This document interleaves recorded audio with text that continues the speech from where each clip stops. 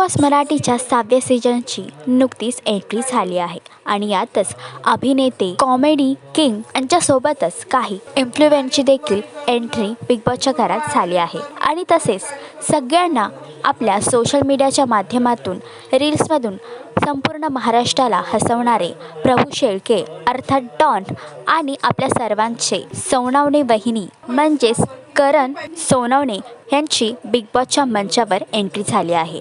एवढंच नव्हे तर करण यांनी शॉर्टकट कीने घरात जाण्याचा अंदाज निवडला आहे। तर त्यांची ही पॉवर की त्यांच्या यशात सहभागी होईल का? बिग बॉसच्या घरात एंट्री करणाऱ्या इन्फ्लुएन्सरपैकी तुमचा सर्वात लाडका इन्फ्लुएन्सर कोणता हे कमेंट करून नक्की सांगा।